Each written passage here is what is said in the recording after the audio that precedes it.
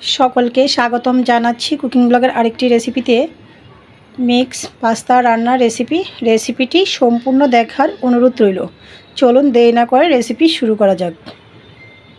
চুলায় একটি পাত্র বসিয়ে দিয়ে দিয়েছি জল। চুলাটা অন করে দিয়েছি। জলটা গরম হওয়ার পর আমি প্যাকেটের হাফ প্যাকেট পাস্তা দিয়েছি। দিয়ে দিয়েছি সামান্য পরিমাণে অয়েল, পরিমাণ মতো লবণ। নাড়াচাড়া করে নিয়েছি। পাস্তাটা 8 থেকে 10 মিনিট বয়েল করে নিয়েছি।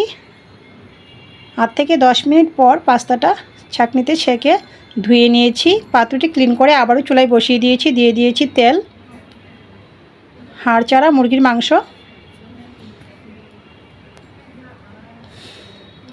মাংসটা নাড়াচাড়া করে এক পাশে রেখে এক পাশে আমি দিয়ে দিয়েছি রসুনের কিমা।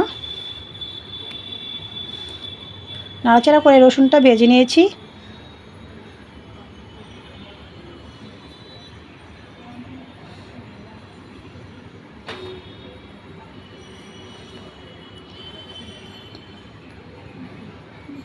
এই পর্যায়ে আমি দিয়ে দিয়েছি সামান্য পরিমাণে লবণ, গাজর,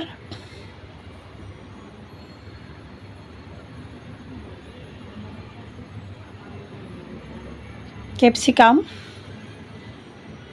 কাঁচা লঙ্কা, কিউব করে কেটে রাখা পেঁয়াজ, tomato, soya sauce,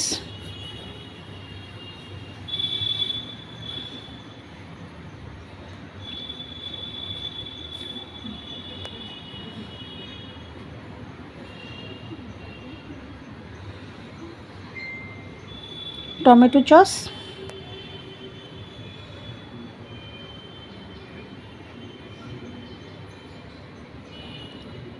red chilli sauce. আবারও নাড়াচাড়া করে নিয়েছি সব কিছু। এ পর্যায়ে আমি দিয়ে দিয়েছি প্যাকেটের মশলা, পাস্তা প্যাকেটের। দিয়ে দিয়েছিলাম সামান্য পরিমাণে গোলমরিচের গুঁড়াও। সব কিছু একসাথে নাড়াচাড়া করে মিক্স করে নিচ্ছি।